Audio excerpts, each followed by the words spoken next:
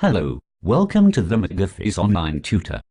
Today's lesson comes from the third eclectic reader, Lesson 12, A Walk in the Garden. To assist me for today we have a guest. Mr. Jefferson, you are welcome. Thank you, and thank you for having me. Let's begin.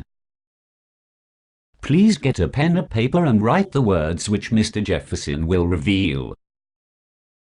The words for today are, shook. To cause to move to and fro with jerky movements. Gravel. And unconsolidated mixture of rock fragments or pebbles. Invited. To ask for the presence or participation. Assure. To inform positively, as to remove doubt. Continued. To go on with a particular action, or in a particular condition. Plants. Any of various photosynthetic, eukaryotic, multicellular organisms of the kingdom Plantae, characteristically producing embryos, containing chloroplasts, having cellulose cell walls, and lacking the power of locomotion. Borders. A part that forms the outer edge of something. Enjoyed. To receive pleasure or satisfaction.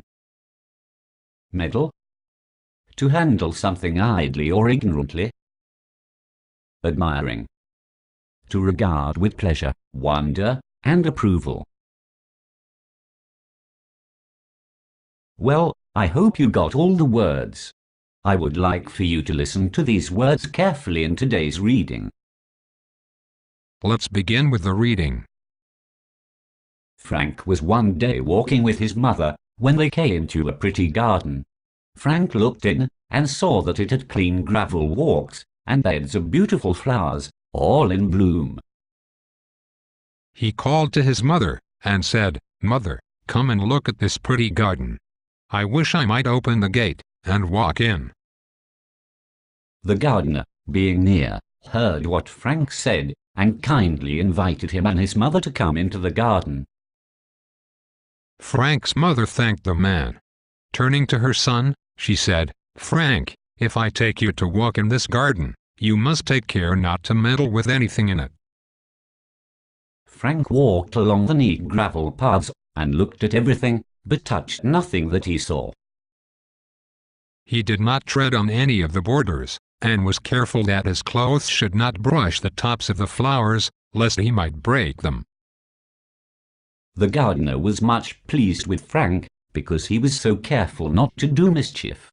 He showed him the seeds, and told him the name of many of the flowers and plants. While Frank was admiring the beauty of a flower, a boy came to the gate, and finding it locked, he shook it hard. But it would not open. Then he said, "Let me in. Let me in. Will you not let me in this garden?"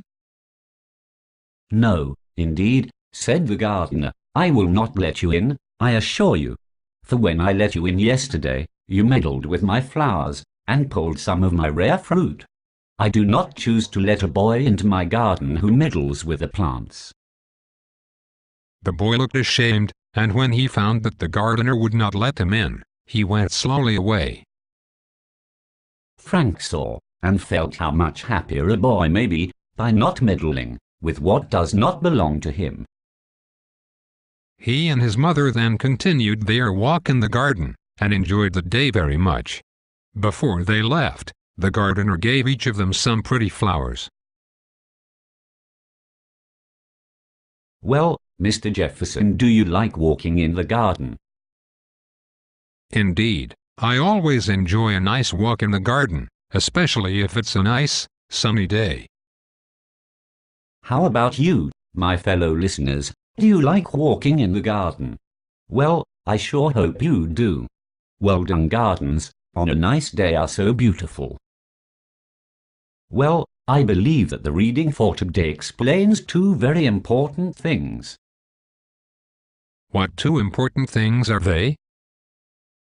Well, for one, the story makes clear to us that if you act respectable, people will enjoy your presence and invite you over to do something, but If you are going to go around destroying private property, such as the gardener's garden, no one will invite or do something with you, and that is exactly what happened to that one boy who wanted to go into the garden.